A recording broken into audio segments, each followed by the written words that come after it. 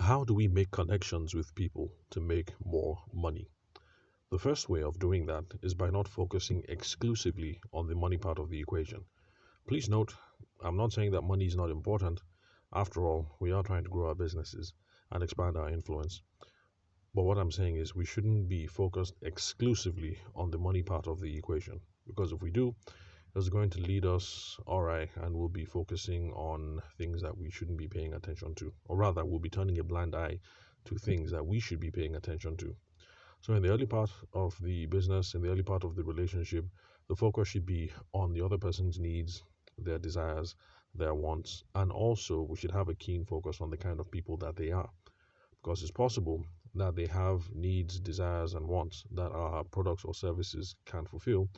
But then there are the kind of people who are toxic, or maybe they're not toxic, but we just have different kinds of personalities and it's not going to work out, it's not going to blend.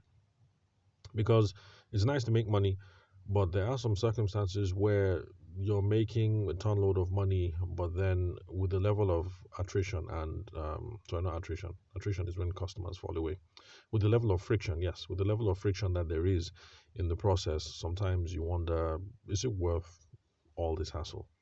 Yes, I know that there's some sums of money that you think um, yeah, the upside is pretty huge. I might as well just take this profit, be over and done with, and it'll be worth all the time and the hassle.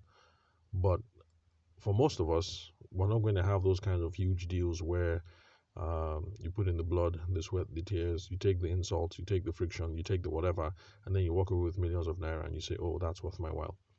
For most people, it's going to be business on an ongoing or a continual basis.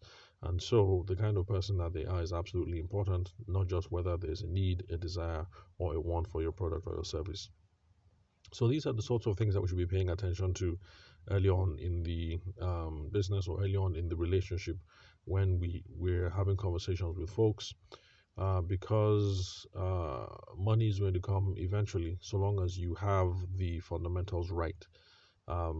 Let's assume your product or service is great, and let's assume that you have a good selling framework, you have good marketing processes, those sorts of things. So the money is going to come eventually, so long as you pay attention to the little things that you need to do on your own end for business success.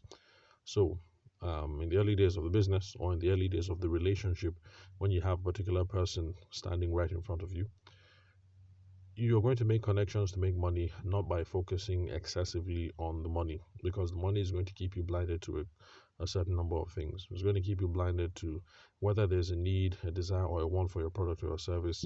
This is absolutely important because this leads to the customer success part of the equation. Now, what is customer success? Customer success is a term that we're borrowing from our brothers and sisters in the IT and in the tech space. In the IT and in the tech space, they have figured out this thing that simple village folk have known for a very long time, which is that if someone buys your product or your service, but that thing is not fit for purpose or is not suitable to solve the problem that they had, then that person is not going to want to do business with you again in the future. So this is stuff that village people have known all the while. You travel back home to your village, and it's something that your grandmother or your uncles back in the village will be able to tell you. That if you go to the market today and you take a chicken and the chicken is defective, it looks plump but it doesn't have enough meat on it, and you sell it to someone today, the person is going to go home and see that this is a scrawny, diseased chicken. The person is going to feel hard, and at the next market cycle, the person is not going to want to buy from you again because you played a fast one on them the last time. So focusing on needs, desires, and wants is essential to the customer service part of the conversation. So if the person is before you, let's stick with this village market scenario, and the person is just looking for any old thing because they want to mash it up as animal feed or something like that, then in that case, any chicken will do, and the fact that it's scrawny and diseased might not be a problem. But on the other hand, if the person is buying the chicken because the person is expecting their in-laws to come and visit, let's say their daughter got married 3 months ago and the in-laws are coming to visit, then they need a happy, okay, maybe not happy, the chicken doesn't have to be happy, but they need a healthy, plump chicken, tasty, full of meat, so that they can feast and celebrate their in-laws with, and the union.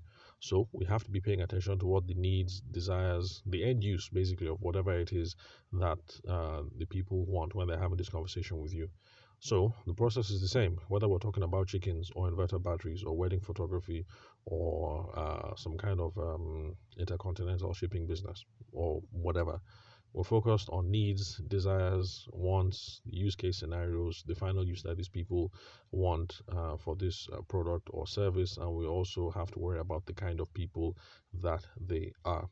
When all these things are in place, eventually, done right, the money will come, the millions will come, because as with business, so it is with other aspects of life.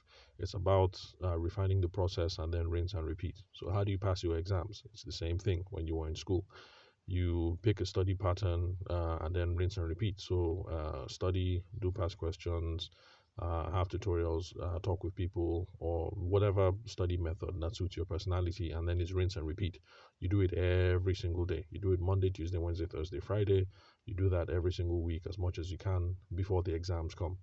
But then those people who wait until the last week and then try and cram it all, they don't end up doing performing as good as they should. And so it's the same as in sports or any other endeavor. It's the same in business. Just make sure the fundamentals are right, rinse and repeat, do every day, and they'll be fine. So with every single person, it's a question of wants, needs, desires, end use for the product or the service, and do they seem like they're nice people to do business with? Are they the kind of people that I want to have around me? So you do that again and again and again and again and again, and the more you do it, and the more you optimize, the greater the connections will be and the utility will be, the greater your network will grow, and then eventually end up making much more money.